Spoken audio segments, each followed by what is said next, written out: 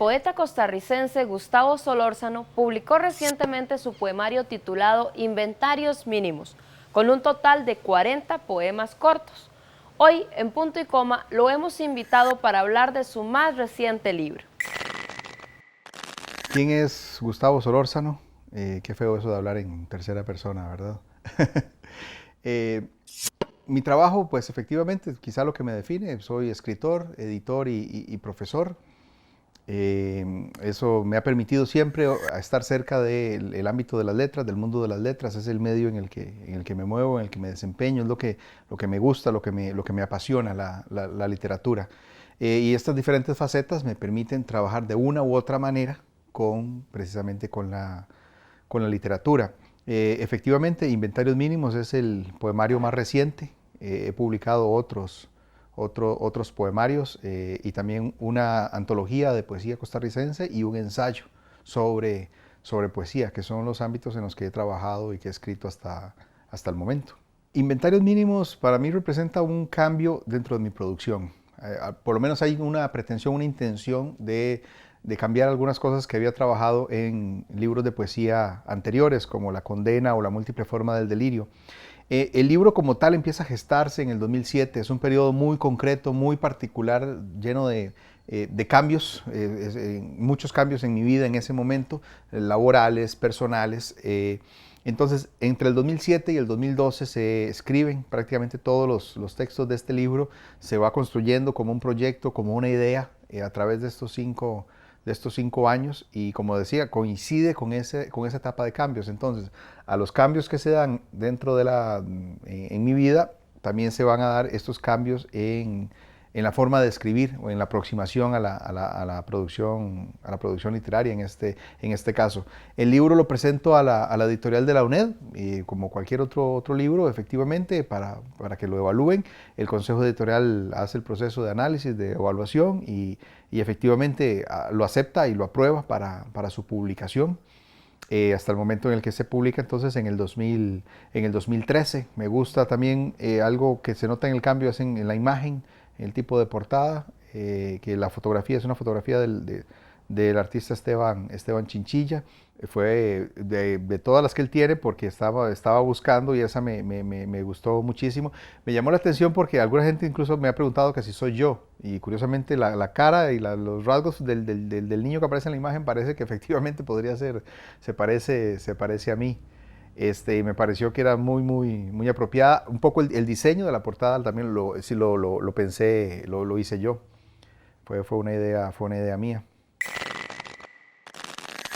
Las cosas, sus pesadas formas y contornos. El aliento de los objetos dibuja en mi cara un gesto impreciso que no alcanzo a comprender. Rodeo la casa de mis padres para observar con cuidado cómo se apilan los muebles, las capas de pintura y las remodelaciones que ocultan recuerdo tras recuerdo. Recorro los jardines y a través de las ventanas observo viejas fotos de mi familia. Inventarios Mínimos parte de lo que decía al principio de estos cambios en el estilo y en la estructura. Es un texto de un carácter más coloquial. El lenguaje es un lenguaje más sencillo, más cotidiano. Hay un intento por tratar de jugar con los elementos sacros, si se quiere, que siempre están presentes en el arte, junto con los elementos coloquiales, que también siempre están o deben estar presentes en el arte. Es un poco lo que se intentó en este libro, porque mis anteriores trabajos tenían un tono muchísimo más solemne, con una carga más de corte filosófico, existencial, metafísico, si se quiere. Y en estos hay un cambio en el tono. Y si se quiere, pareciese que hay un narrador, una voz, un personaje que va atravesando el libro, que va contando. No sé necesariamente si es la biografía, nunca he creído realmente que lo que hay en un libro es la vida del autor, pero lo que tenemos es un personaje. Cierto, yo podría señalar un montón de aspectos que puedo relacionar con mi vida, pero que cobran sentido en el texto. Entonces el libro se va construyendo en varias partes y es como una especie de recorrido o itinerario. Un poco de ahí el título Inventarios Mínimos, es como un recuento de una serie de aspectos y lo mínimo tiene que ver con eso, con lo cotidiano, no con lo grandioso, fabuloso o divino, ¿verdad? Que puede haber en otro tipo de manifestaciones. Entonces, en la primera parte, este personaje rememora, son los recuerdos de su infancia. La infancia es un patio de mentiras, un jardín cerrado con portones viejos, una niña que se mece en una hamaca y un niño tonto que la mira y no le habla. Es interesante la relación que estableces con Strawberry Fields Forever. Podría pensar también en My Life de los Beatles. Creo que hay una relación en ese sentido. O sea, creo que todos en la edad adulta de alguna manera añoramos. La infancia es precisamente ese patio. ¿Cómo se hace ese patio? ¿Cómo es ese jardín? Si es bueno, si es malo, bonito, etcétera. Pues va a tener que ver con la experiencia de cada cual, pero definitivamente es el terreno más fértil para la nostalgia, para las añoranzas. Y muchos artistas a lo largo del tiempo, por supuesto, han trabajado el tema de la niñez, el tema de la infancia. Entonces, un poco tenía que ver con esa posibilidad. Y hay un cuestionamiento también de la imagen idílica de la infancia. Bueno, de hecho, si empezamos, la infancia es un patio de mentiras, pues hay un cuestionamiento de esa infancia también hasta cierto punto. En la segunda parte, este personaje ya adulto recorre la ciudad, es la vida en la ciudad, es la vida cotidiana en la ciudad.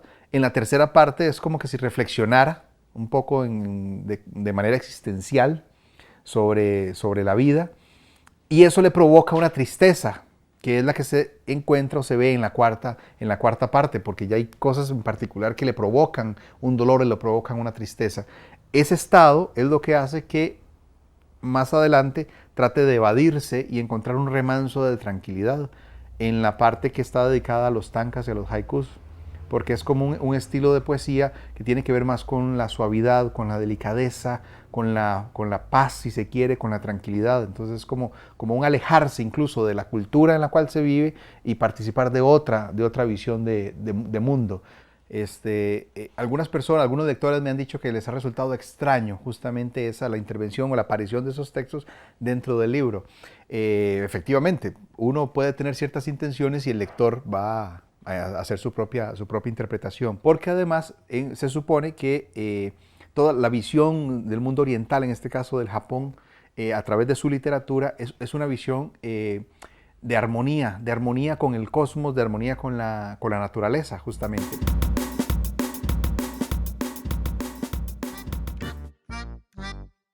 Encanto de brujas.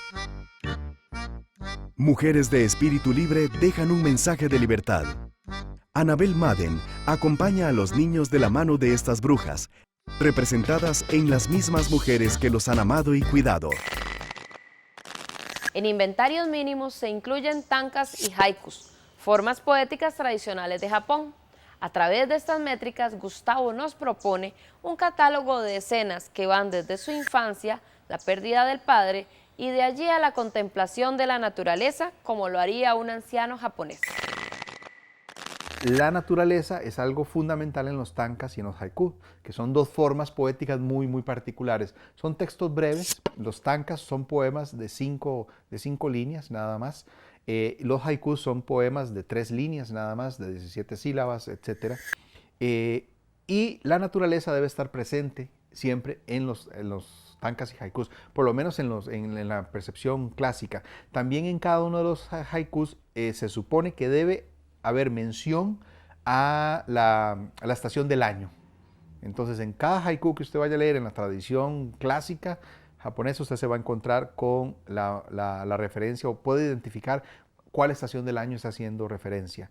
Traté de ser muy clásico en ese sentido. Es interesante que digas que tal vez acá no se hace mucho.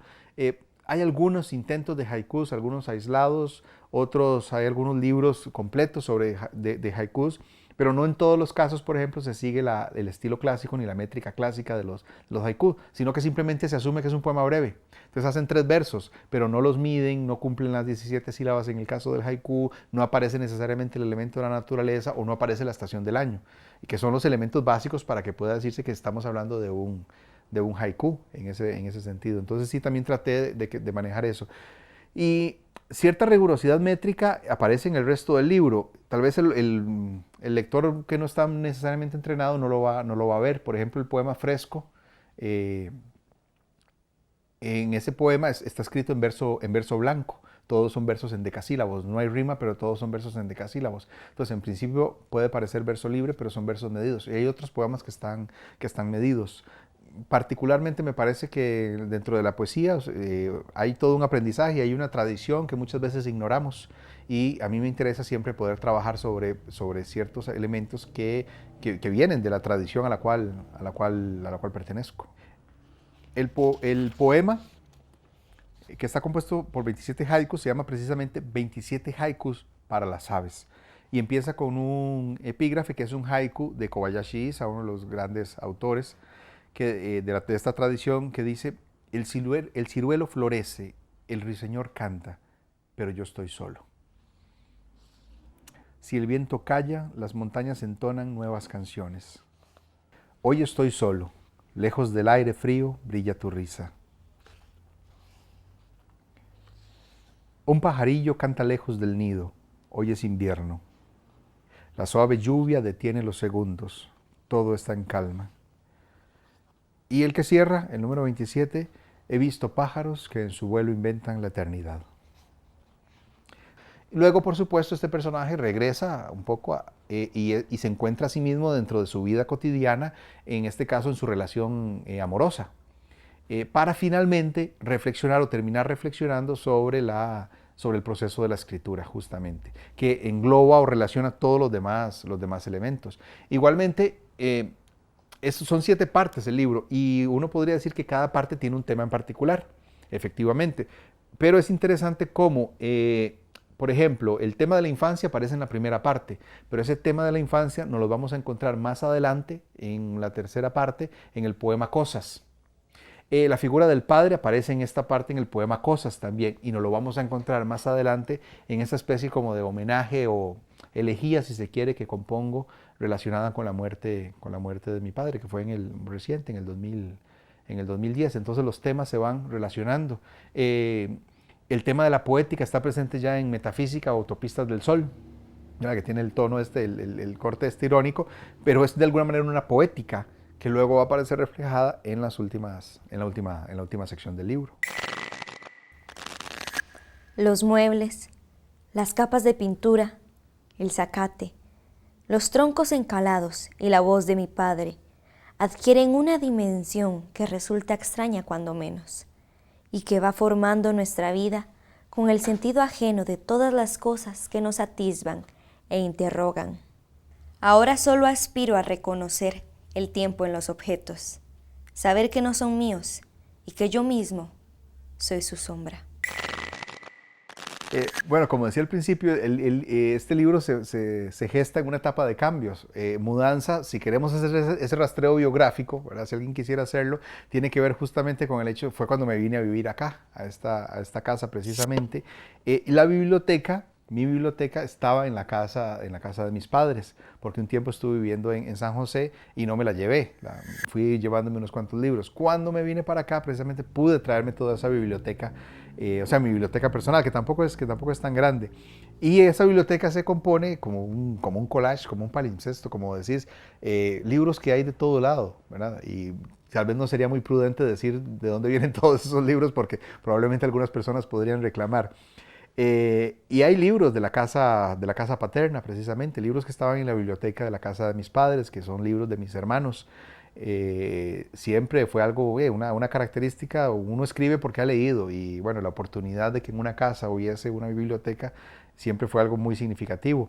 Y entonces ahí están esos libros, los clásicos de los narradores europeos, los rusos. Dostoyevsky, que es uno de mis narradores favoritos, son libros de mi hermano, precisamente. Los franceses, Víctor Hugo, por ejemplo, son libros de mi hermano. Esa parte ajena, digamos, es la parte que yo heredo, entre comillas, de mi familia, de mis hermanos, y son los autores clásicos europeos, los narradores clásicos del siglo XVIII, del siglo XIX principalmente.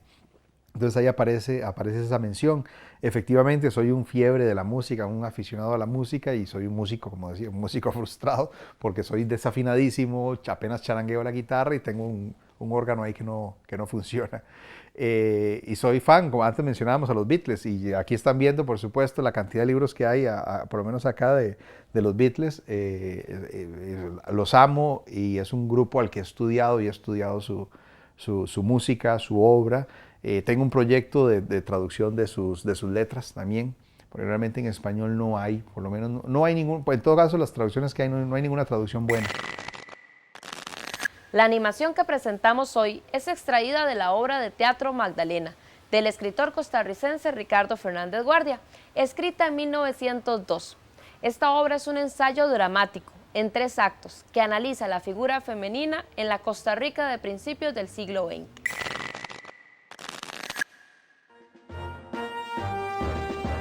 Y al hundirse la nave, todos los moribundos exclamaron: ¡Viva Costa Rica! ¡Viva Mora! El valor más que heroico, sublime, que los costarricenses desplegaron en esa ocasión, causó tal admiración al enemigo que mandó echar todos los botes al agua, con orden de tomar a la fuerza a los náufragos. Así lo hicieron, y una vez a bordo se les recibió con verdadera ovación, pues entre los hombres que seguían a Walker había unos sujetos de corazón y aún de muy buena educación, que siendo pasajeros en el istmo, habían sido forzados a tomar las armas. Se trató a nuestra gente mejor que a sus propios soldados, y al llegar a tierra se les puso en libertad. Métodos de estudio a distancia e investigación. El arte de aprender, cómo se aprende. El segundo módulo para el curso Métodos de estudio a distancia e investigación, escrito por Jacqueline Murillo, aborda los procesos cognoscitivo y los métodos para guiar el autoaprendizaje. Según expresó el mismo autor, este poemario, Inventarios Mínimos, presenta un estilo narrativo descriptivo que se superpone al lirismo y a la solemnidad, y donde el hablante se desplaza hacia la tercera persona, lo cual permite un alejamiento. La idea de este alejamiento es construir una obra más personal. Es un esfuerzo por trascender hacia una sensibilidad más colectiva.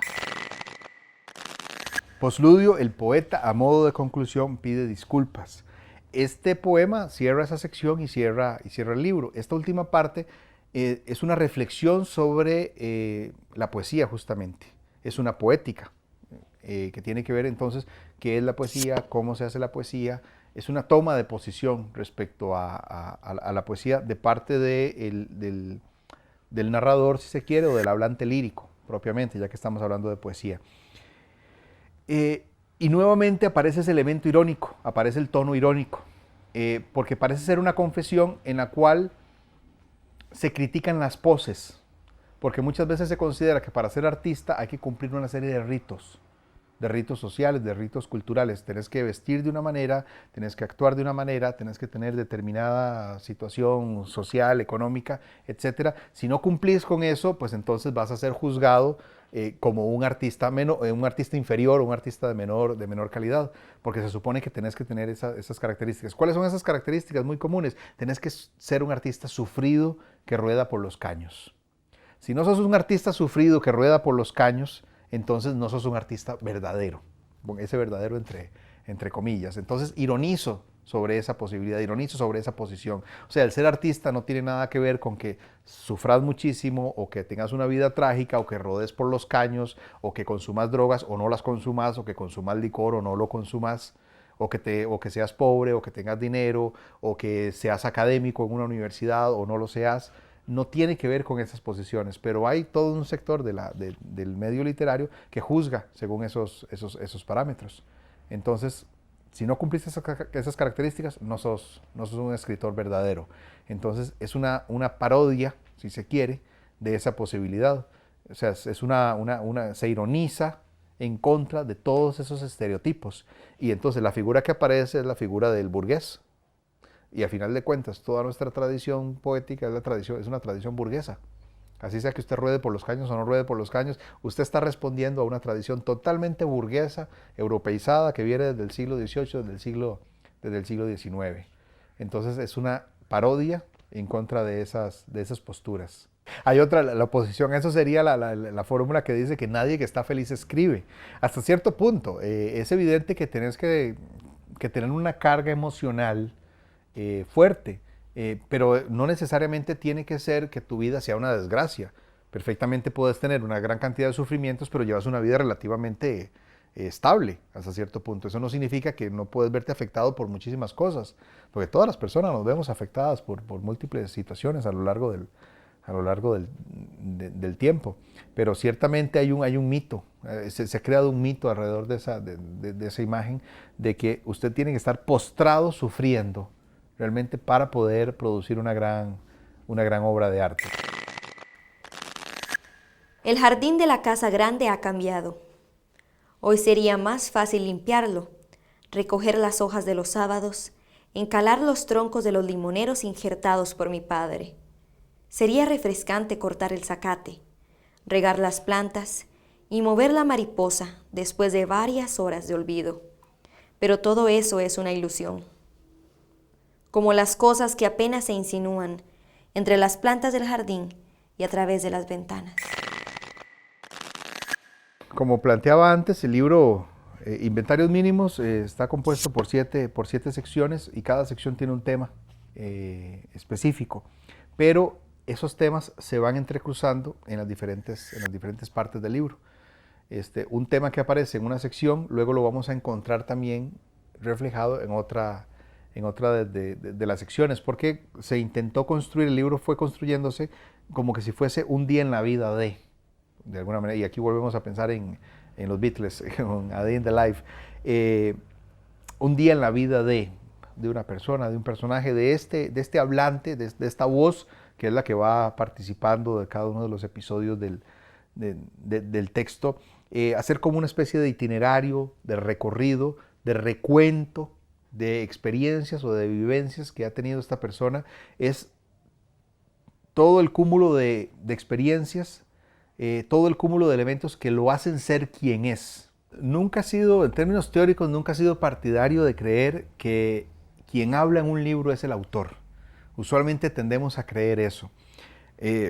Por supuesto, si yo tengo la oportunidad de llegar y hablar con el autor, puedo rastrear esas pistas, esos elementos. Como te decía antes, el poema Mudanza, bueno, pues puedo enseñar, aquí está la biblioteca, acá fue la casa a la que me pasé, en ese momento lo pensé. Hay otro poema, ¿verdad?, que se llama Escena, que lo relaciono directamente con este sillón, por ejemplo. Es decir, si fuéramos alrededor de la casa, veríamos en qué momento se me ocurrió escribir el poema Cosas, que habla sobre el jardín de la casa paterna, ¿verdad?, que está acá al lado, y todo ese tipo de elementos. Entonces, podrían ser confesiones, puede ser, pero el lector no lo puede saber, o el lector nunca lo va a saber. Y yo parto de la premisa de Fernando Pessoa, de que el poeta es un gran fingidor. Dice, finge tan verdaderamente que incluso finge que es dolor, el dolor que en verdad siente. O sea, la poesía es una creación, es un artificio, es una construcción. Yo estoy vivo y puedo dar cuenta y decir todos los elementos biográficos, entre comillas, pero el lector se va a enfrentar a una experiencia diferente. Y la idea es que para el lector eso pueda tener significado independientemente de mi biografía o independientemente de que yo haya querido realmente confesarme, porque nunca realmente tenemos pruebas, ¿verdad? Y son pocas veces las oportunidades que tenemos de conversar con el autor. Lo que nos queda al final son las palabras, el texto. ¿Qué significa eso para el lector? Pero sí, ciertamente hay una carga mucho más personal, si se quiere, porque los temas son más evidentes en ese sentido. Gustavo Solórzano es un joven escritor, profesor y coeditor de la revista electrónica Las Malas Juntas. Con Inventarios Mínimos se propone hacer un modesto aporte crítico al espíritu de nuestra época. Hoy, en Punto y Coma, le recomendamos su lectura. Encuéntrelo en las librerías de la UNED. Hoy nos encontramos desde las instalaciones del Museo Nacional de Costa Rica.